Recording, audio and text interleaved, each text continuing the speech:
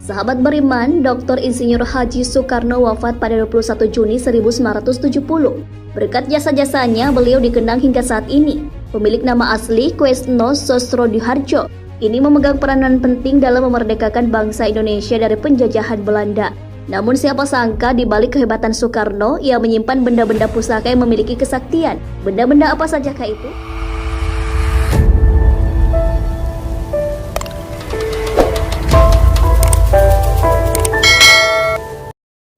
Peci hitam. Mengenakan peci pada setiap momen sudah menjadi ciri khas tersendiri bagi Soekarno. Peci yang selalu dikenakannya merupakan benda sakral yang membawa kebaikan. Alkisah ketika Bung Karno melakukan perjalanan dinas ke Mesir, ia disambut dengan sorakan Ahmad Soekarno. Beliau heran dengan tambahan Ahmad di depan namanya.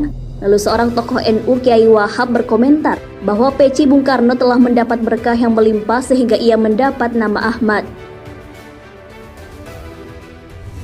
Wesi kuning. Benda sakti milik Bapak Proklamator ini mirip seperti lidi. Benda ini dinamai wesi kuning.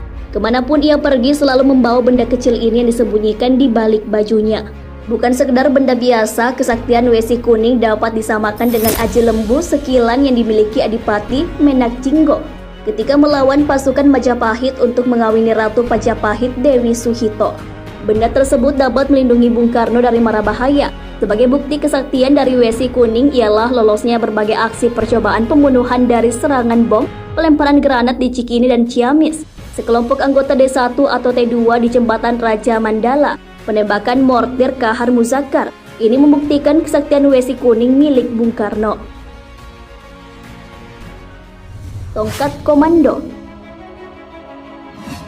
Tongkat berukuran kurang lebih 30-40 cm ini memiliki kekuatan magis. Soekarno ternyata selalu membawa tongkat komando dalam setiap kesempatan. Tongkat tersebut selalu dipegang Bung Karno ketika kunjungan ke berbagai negara.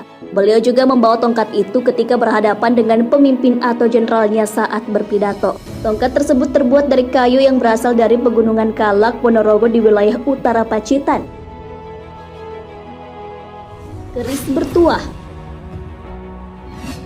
Selain tongkat, Bung Karno juga memiliki keris pemberian Keraton Yogyakarta. Tak hanya itu, beliau memiliki beberapa keris bertuah yang dikoleksi.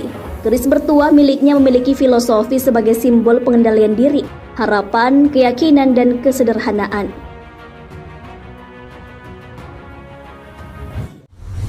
Keris peninggalan perang Puputan. Soekarno memang dikenal sosok yang gemar mengoleksi keris. Selain keris bertuah, ia juga memiliki keris peninggalan perang Puputan. Ada yang mengaitkan keris itu adalah pemberian ibunya yang merupakan keturunan Bali. Keris perang Puputan mampu melindungi Bung Karno hingga akhirnya memimpin Indonesia. Akan tetapi Bung Karno sama sekali tidak mempercayai adanya kekuatan hebat dari keris. Beliau hanya mengagumi kerajinan asli Indonesia, dalam hal ini seni membuat keris yang sudah semakin langka. Tongkat monyet. Bung Karno memperoleh tongkat monyet saat menjalani pengasingan paksa di Belanda. Dinamai tongkat monyet karena berbentuk monyet pada bagian kepala tongkat. Tongkat monyet ini biasa digunakan ketika berjalan-jalan di kota Ende. Bila bertemu dengan penjajah Belanda, ia biasanya memakai tongkat monyet untuk mengarahkan tongkat ke arah muka penjajah. Dengan begitu bisa menundukkan kerasnya hati para penjajah Belanda.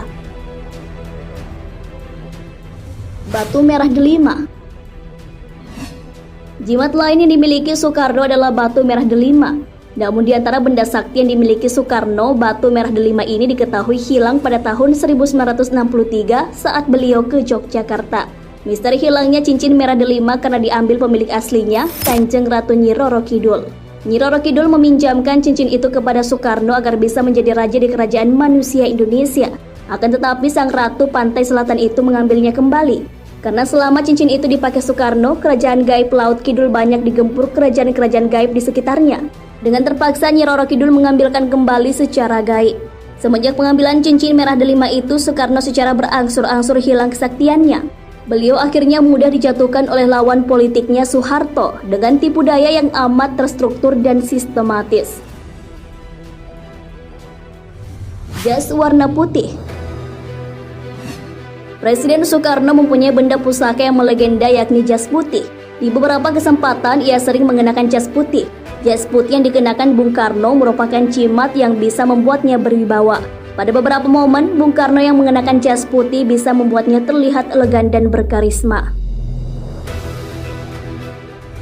Ajian Lembu Sakilan. Presiden pertama Republik Indonesia ini memiliki ajian bernama Lembu Sakilan. Ajian ini dimiliki Patih Gajah Mada. Benda sakti inilah yang membuat Bung Karno selalu selamat dari kematian. Ajian Lembu Sakilan ini membuat Bung Karno selamat dari bahaya yang kerap mengintainya. Beliau kerap akan dibunuh beberapa orang. Bahkan rencana pembunuhan Bung Karno terjadi lebih dari 7 kali namun selalu selamat. Masyarakat percaya Bung Karno selamat dari maut bukan hanya keberuntungan semata. Keris sakti penghilang tubuh milik Jenderal Sudirman. Jenderal Besar Sudirman merupakan salah satu pahlawan kemerdekaan. Beliau diketahui memiliki jimat sakti. Pada masa itu ketika Jenderal Sudirman bersembunyi di desa Bajulan, Nganjuk, Jawa Timur dari kejaran pasukan Belanda. Jenderal Sudirman bersembunyi di sebuah rumah milik penduduk bernama Kedah. Tiba-tiba terdengar suara pesawat yang mulai mendekat di dekat desa itu. Segera Jenderal Sudirman mengeluarkan keris dari balik bajunya dan mulai membaca doa-doa. Keris sakti itu berdiri tegak tanpa ada yang memegangi ketika pesawat berada persis di atas atap rumah. Keris baru terjatuh saat pesawat mulai menjauh dan tak terdengar lagi suaranya. Sahabat beriman, itulah benda-benda pusaka sakti yang dimiliki Bapak Proklamator Indonesia. Selain batu merah delima, benda-benda tersebut masih disimpan oleh anak Soekarno, Megawati Soekarno Putri. Meski dipercaya memiliki kesaktian namun tidak untuk disembah.